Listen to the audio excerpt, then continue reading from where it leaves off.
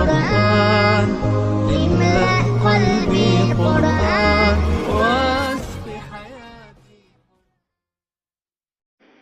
زمانہ آگے بڑھا. یہ مخلصوں کی جماعت ہے تبلیغی جماعت، اور مخلصوں کی جماعت کو دنیا کی کوئی طاقت ختم نہیں کر سکتی.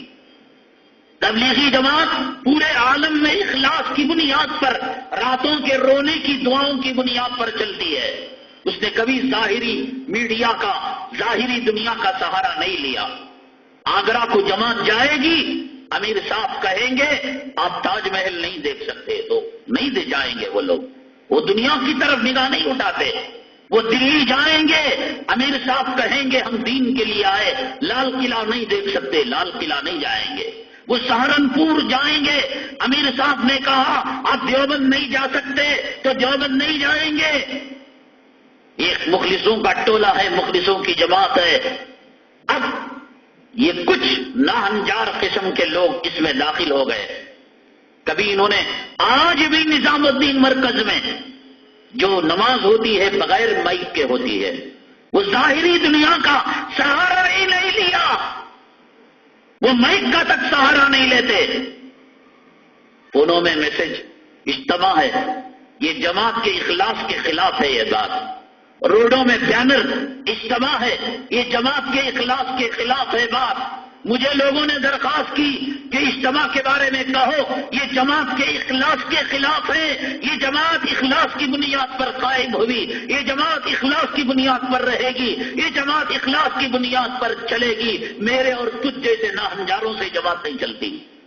حضرت مولانا الیاس صاحب رحمت اللہ علیہ، اللہ کروڑوں رحمتیں آپ کی قبر مبارک پر نازل کرے، حضرت نے رسول کریم صلی اللہ علیہ وسلم کے اشارے پر اس جماعت کی بنیاد رکھی ہے. اور آقا کے اشارے پر جو جماعت بنے، دنیا اس کو بگاڑ نہیں سکتی، دنیا اس کو نہیں مٹا سکتی. اب حضرت بولچنی، حضرت سلطان شاہ آئشنی، حضرت مرکز آئشنی، اجتماع کا تذکرہ نہیں، یہ ناہنجار قسم کے، کم عقل قسم کے لوگ ہیں. میں آپ کو بتاؤں، حضرت مولانا طارق جمیل صاحب، اللہ تبارک تعالیٰ صحت و شفا نصیب فرمائے، تا دیر اللہ آپ کا سایہ امت پر قائم و دائم فرمائے.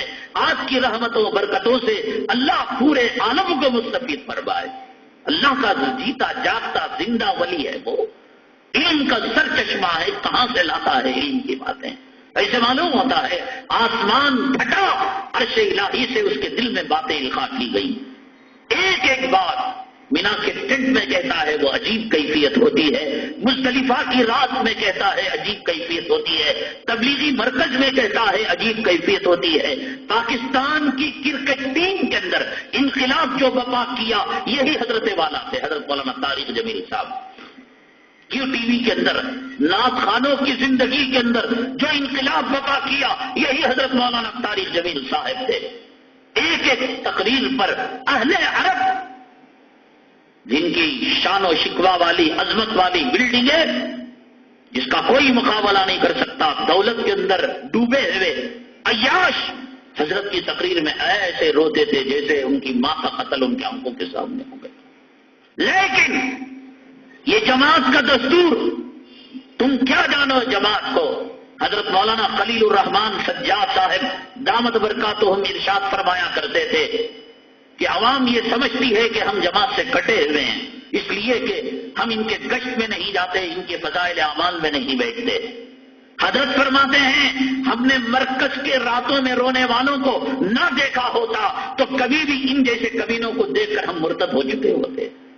ہم نے مرکز میں رات میں رونے والوں کو دیکھا، ہم نے اس کے لیے مرنے مٹنے والے اور قربانیاں دینے والوں کو دیکھا.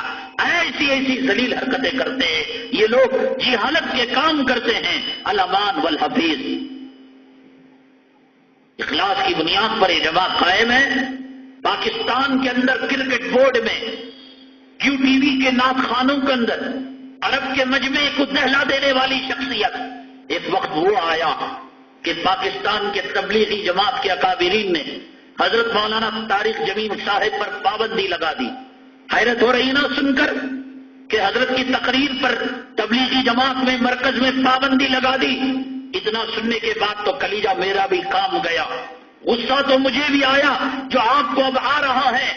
میرے جذبے نے بھی، میری غیرت نے بھی مجھے اکسایا کہ یہ غلط کر رہے ہیں، لیکن آگے کا جملہ سنیے، آگے کا جملہ اکابرین نے فرمایا، اس لیے پابندی لگا دی، لوگ یہ سمجھ رہے ہیں کہ تبلیغ کا کام طارق جمیل سے چل رہا ہے، ہم بتانا یہ چاہتے ہیں کہ تبلیغ طارق جمیل کی محتاج نہیں، تبلیغ کا کام خدا سے چلتا ہے۔ اتنا تقویٰ رکھنے والی جماعت، اتنی پرہیزگاری رکھنے والی یہ جماعت آج کہاں سے کہاں پہنچ گئی، اور کون کون سے افراد جن کے معاملات، جن کی نجی زندگی، جن کی انفرادی زندگی، جن کا ایمان سے تعلق، جن کا علماء سے تعلق، جن کا بزرگان دین کے بارے میں سوچنا سمجھنا کیا ہو گیا، یہ کلنک ہیں، کلنک ہیں۔ جو جماعتیں، جو تحریکیں رسول کریم صلی اللہ علیہ وسلم کے اشارے پر قائم ہوتی ہیں، یقین کے ساتھ میں کہتا ہوں، حضرت مولانا الیاس صاحب رحمۃ اللہ علیہ کو بشارت ہوئی اور جناب محمد الرسول اللہ صلی اللہ علیہ وسلم خواب میں تشریف لائے، اس کام کا حکم دیا۔